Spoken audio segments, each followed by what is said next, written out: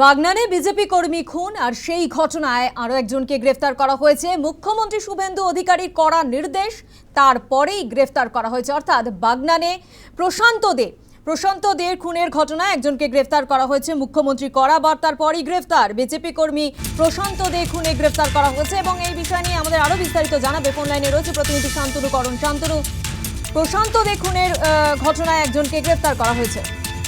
দেখো, এই ঘটনার পরিপ্রেক্ষিতে মোট 51 জনের বিরুদ্ধে এফআইআর ছিল।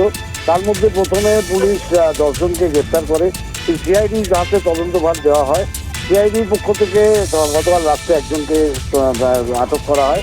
আজকে তাকে গ্রেপ্তার করে পুলিশ সিআইডি গ্রেপ্তার করে আজকে তাকে উলুবেড়িয়া আদালতে পেশ করে এবং নিজেদের হেফাজতে নিয়ে আজ জিজ্ঞাসাবাদ চালাবে বলেই সূত্রে জানা যাচ্ছে এবং তার আবেদন নিজেদের হেফাজতে নেওয়ার আবেদন জানিয়েছে। এবং সেই সঙ্গে যে মুখ্যমন্ত্রী গতকাল তাদের বাড়িতে গিয়েছিলেন, মুখ্যমন্ত্রী বলেছিলেন যে এই যে যতজনের বিরুদ্ধে যা অভিযোগ রয়েছে এবং এফআইআর করা হয়েছে প্রত্যেককে খুঁজে খুঁজে বার করতে হবে এবং পুলিশকে কড়া নির্দেশ দেওয়া হয়েছে কেউ যেন ছাড় না পায়, বাদ না যায়। অর্থাৎ 10 জনের পরে 41 জন যাকে যেখানেই থাকুক না কেন তাদের খুঁজে বার করে তাদের কিন্তু আইনের দ্বারস্থ দোরগোড়ায় নিয়ে আসতে হবে।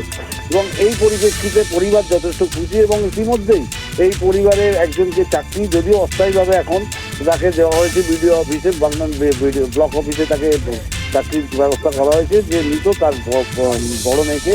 এবং পরিবারের হাতে মুখ্যমন্ত্রী গতকালই 5 লক্ষ টাকার চেক প্রদান করেছেন। যদিও ডিএসআর ফান্ড থেকে তার আগে ডিএম এর পক্ষ থেকে 4 লক্ষ টাকা দেওয়া হয়। এবং সব মিলিয়ে একদিকে যেমন পরিবার যেমন চাইছে যারা দোষী তাদের আইনানুগ উপযুক্ত শাস্তির ব্যবস্থা করা হোক, পাশাপাশি সরকারের প্রশাসনের পক্ষ থেকে যে 51 জনের বিরুদ্ধে এফআইআর করা হয়েছে সেই 51 জনের বিরুদ্ধে যে অভিযোগ রয়েছে প্রত্যেককেই যেন কড়া শাস্তির ব্যবস্থা করা হয় তার জন্য কিন্তু পুলিশকে সেইভাবেই নির্দেশ দেওয়া হয়েছে। এবং সিআইডি সেই মতো বিভিন্ন জায়গায় তল্লাশি চালাচ্ছে।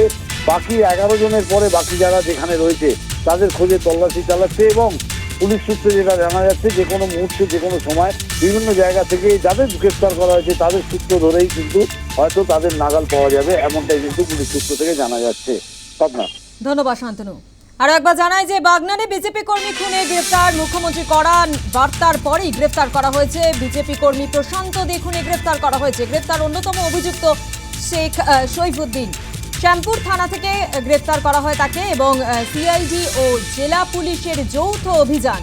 প্রশান্ত দের খুনে 51 জনের নামে এফআইআর। বিজেপি কর্মী খুনে এখনো পর্যন্ত গ্রেফতার 11 জন। শনিবার নিহতের পরিবারের সঙ্গে দেখা সাক্ষাতের পরই কড়া বার্তা মুখ্যমন্ত্রী। বার্তার পর শনিবার রাতেই গ্রেফতার সৈফুদ্দিন।